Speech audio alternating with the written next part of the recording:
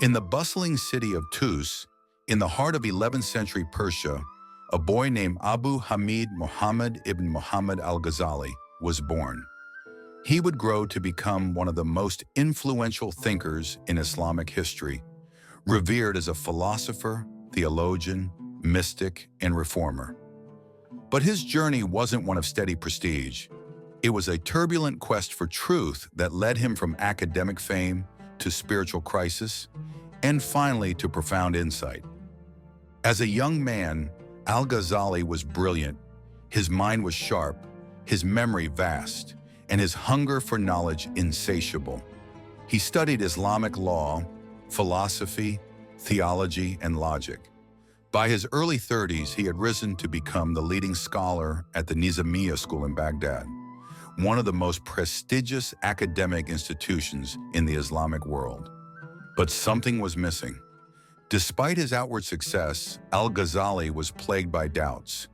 He questioned the very foundations of his knowledge. He wondered, could reason alone truly lead to certainty? Could the intellect explain the mysteries of existence, the soul, or God? These doubts grew until they consumed him. One day, at the height of his career, he simply stopped speaking. For months, he was unable to lecture. His voice failed him, not physically but spiritually. He realized he could no longer continue teaching what he wasn't certain of himself. And so, Al-Ghazali walked away. He left his post, his students, his prestige, and became a wanderer. For nearly a decade, he traveled in solitude. He went on pilgrimage to Mecca, lived in Damascus, and spent long periods in seclusion, reflecting and purifying his soul through prayer and meditation.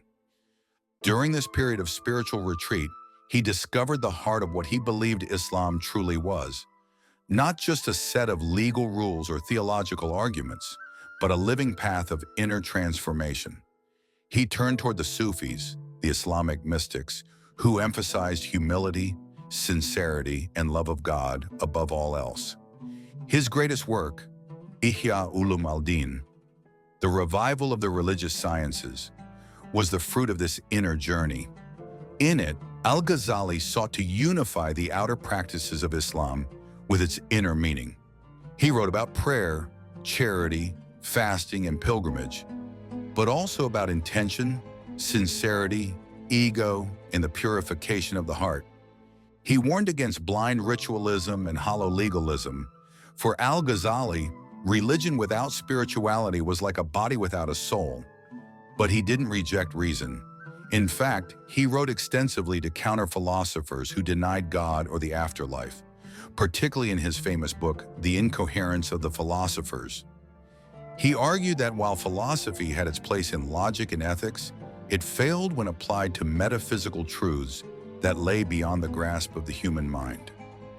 By the time he returned to public life, Al-Ghazali had changed, not just in knowledge but in essence. He was no longer interested in titles or debates. He taught quietly, wrote deeply, and guided others on the path of inward transformation. Al-Ghazali died in 1111, but his influence continued to ripple across the centuries. His works shaped Islamic thought for generations and even influenced medieval Christian thinkers in Europe. He is remembered not just as a scholar, but as a seeker, a man who dared to question everything, including himself. In the end, Al-Ghazali's story is one of courage. The courage to walk away from success, the courage to face spiritual crisis, and the courage to find truth not in prestige or intellect alone, but in humility, sincerity, and the quiet whisper of the soul. Thank you for listening to Explained Under 5 Minutes. If this episode helped you find a little more clarity, consider subscribing and sharing with someone who could use it too. Until next time, stay strong, stay present, and stay curious.